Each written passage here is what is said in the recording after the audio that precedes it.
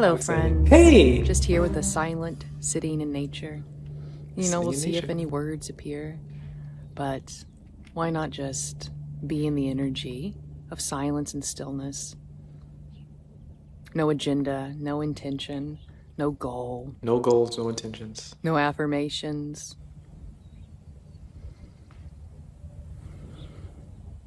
What do we have, Anna? What is it?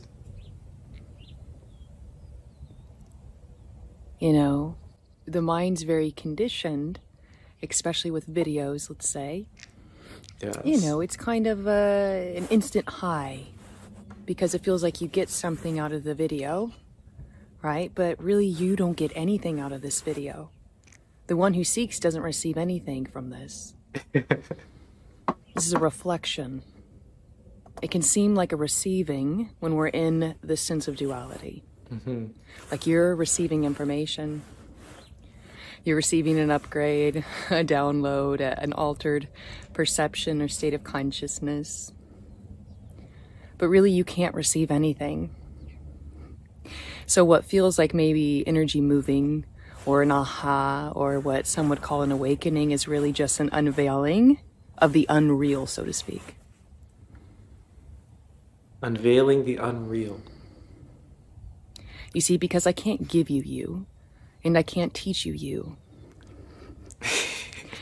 That's very much a guru-disciple type of relationship or teacher-student. This is only a confirmation of home.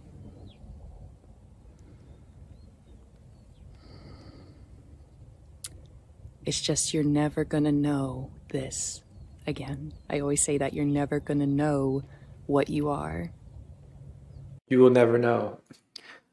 Again, Anna always leaning in onto the you're already there, because you are.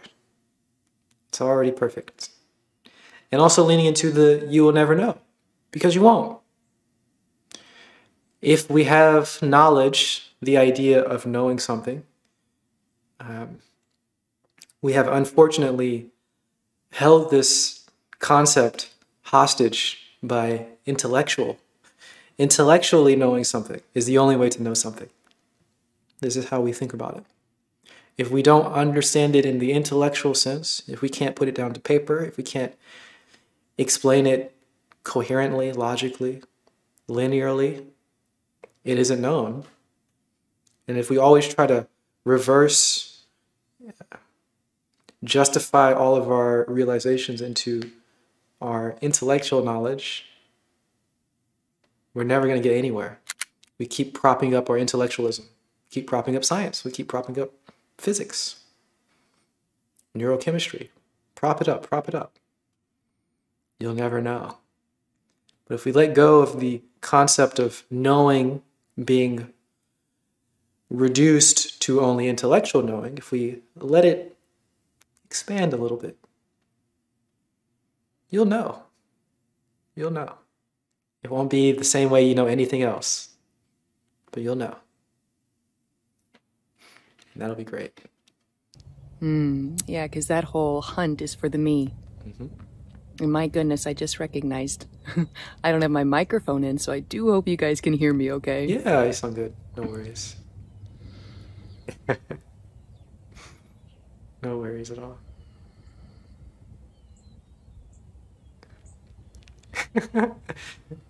I love that. I said no worries.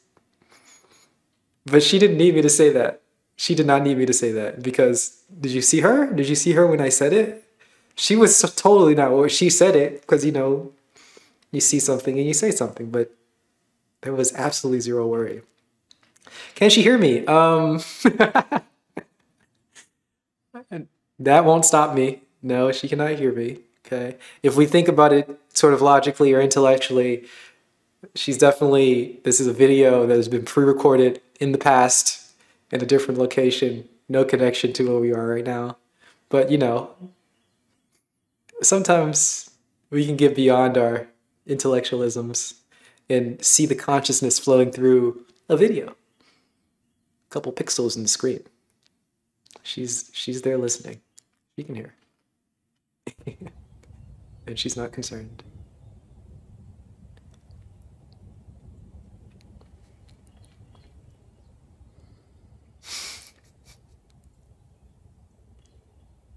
And so that urgency we tend to feel in the dream of duality.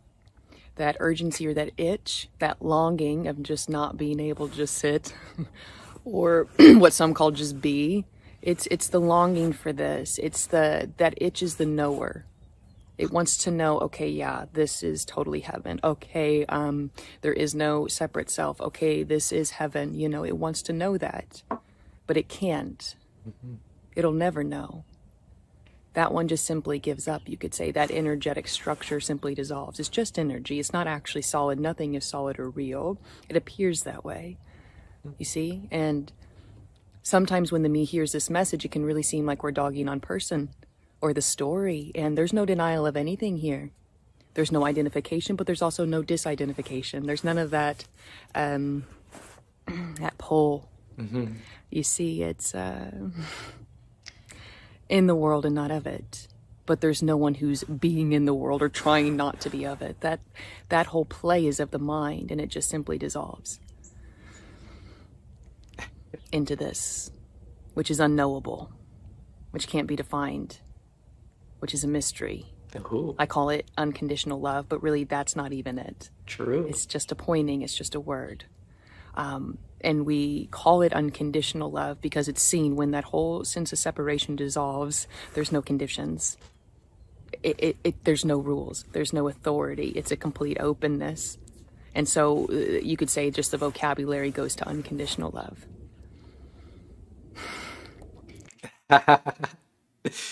Yes. Unconditional love. Remember, I like to point out, every time I hear mystery, I do point this out. It's not a mystery in that, it is a mystery in that it cannot be known intellectually. But in the same sense, we have things like music, which isn't generally known intellectually. Doesn't make it a mystery. You can understand music. And even once you understand your music, you can try to intellectualize a bit. You know, you can give a music theory. And that's actually very, very helpful.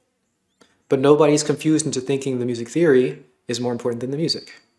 Nobody thinks that reading sheet music is hearing the music. We're not putting this intellectualizing on the hierarchy. Same with emotions. Emotions aren't a mystery, but you can't think your emotions. You can't speak your emotions. You have to feel your emotions. There's a way to interact with it very specifically. And you do that. And once that happens, if you're an intellectual type of person, you can start to describe your emotions very precisely even. And that's extremely helpful, as long as you recognize that your description of the emotion, even your expression of the emotion in any sense, is not the emotion. You feel the emotion, that's the most important part, and any sort of intellectualizing is a support. The same here. Talking about the infinite love of the universe or unconditional love and all these things that we have, hey, the perfection of the moment, that's spiritual theory. But you want to first listen to the spirit. Does the analogy make sense? Once you feel it, you can talk about it. As long as you recognize that what you talk about is not better or more important. The hierarchy is not out of whack. In fact, there's no hierarchy.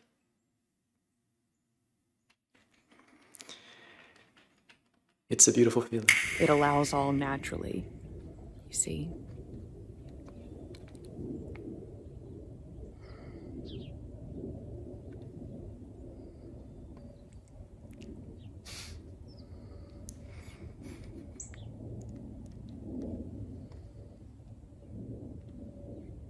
And to answer the one question I get so often in sessions in our Sangha spaces, well, what do you do all day? And then what do I do now? That one who asks that question is the seeker. fictitious I, the illusory ghost who's trying to find this. You see, nature is the greatest pointing for that, because there's action constantly, yet there's a mysterious life force that's animating all of those characters. Everything, including mold and bacteria. It's isness, you see? And so it's useless trying to describe spontaneous action, you could say, to a mind, because the mind is always rooted in pre-planning and abstract thought and imagination. It has no idea what spontaneity is. It has no idea what effortlessness is. It has no idea what the organic reality is. You see, that whole structure dissolves, and then the organic reality is recognized by the organic reality itself. Or you could say that which is not connected to a personal story. That which is not trying to get this and own it and know it and sell it and become it. Because again, awakening is not an attainment, and it's not about becoming anything. How do you become that which you already are? Becoming is in the realm of Maya, of dream, and it's, again, not wrong, but you can't become enlightened. It's a total trap. Yodel, yodel, total yodel. It's a total yodel trap. It's a trap. It's a game. It's a game. Becoming, learning, transmission. You see, you're weightless. You're weightless. But in that dream reality of personal identity, it really feels like you are weighted, and you're waiting all the time. Well, what do I do now? What do I do in the meantime, Anna? Well, you could screech like that bird. Sounding off alarms right now. I bet my cat's out there. You know, things are always happening. Things are always apparently being done. It's just there's a mysterious force that's animating this appearance. And it's just, it can't be known.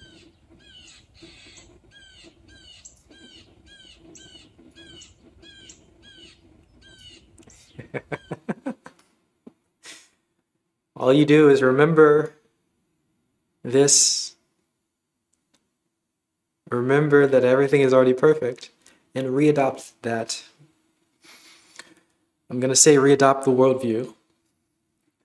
Just readopt the worldview. And maybe our habit patterns will fade that worldview and return to our natural patterns of judging, and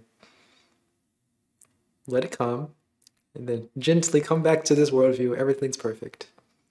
And it'll make sense. It'll be great. That's what you do in the meantime. That's how you grow. That's how you become connected with the source. No, thank you, but I appreciate it.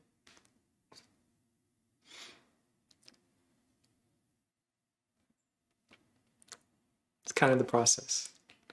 Seeing the reality as it is, infinite love, perfection, and continuously seeing it. Nothing more.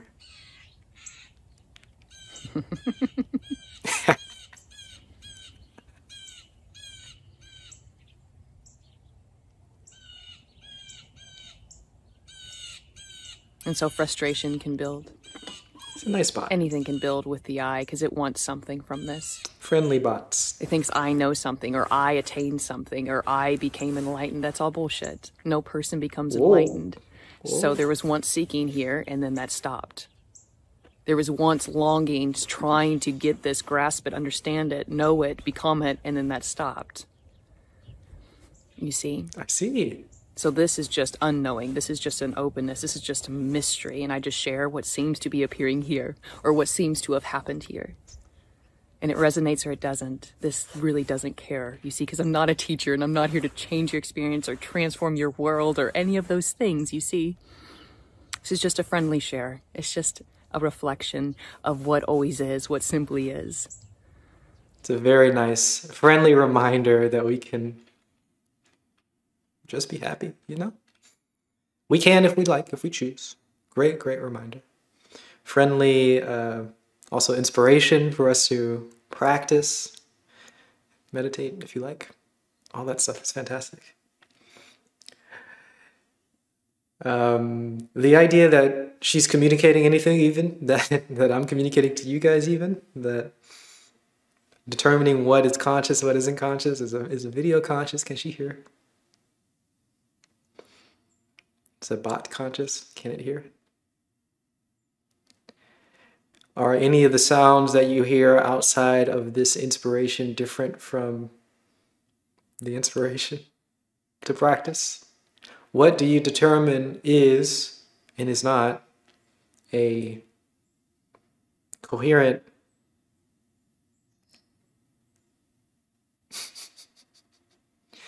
She cannot communicate it to you for 30 minutes over the phone for $50. Nope. I don't think anybody can communicate it to any time. Anybody to any time. To any time. At any time. It's never communicated. No transmission. It's no difference between my sounds and white noise. At a very, very, very high resolution level here, I do want to point out, high resolution level. At the high resolution level, there's no difference. Of course, there's a difference when you have a low resolution. See higher. See better. You donate it to a company. How do you do that? Accidentally. Which is a mystery. Which is the unknowable appearing as a possible knowable. You see, so I'm not dogging on knowing things either. This is totally being in the world and not of it. Mm-hmm. It's just you can't know this.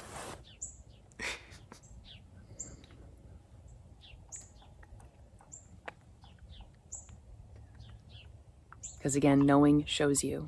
Knowing is a showing of your personal belief systems, dogmas, and ideations. Mm-hmm. So of course, when that knower cracks, oh my God, beliefs aren't needed. Rules aren't needed. Maps aren't needed. None of that is fucking needed. Whoa. You see, the need is all for the me. Anna. Getting excited over there. Oh, yeah.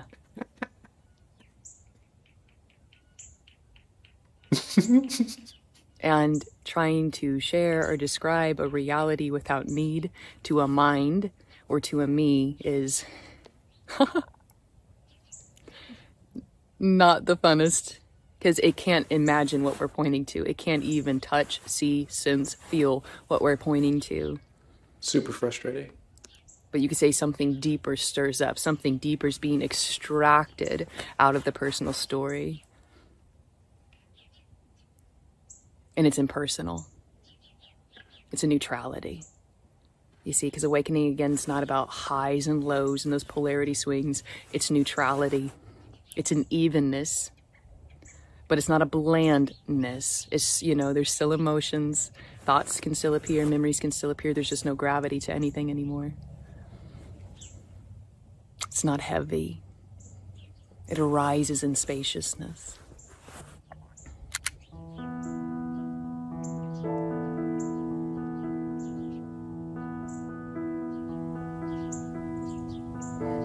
So, I'm gonna leave it there.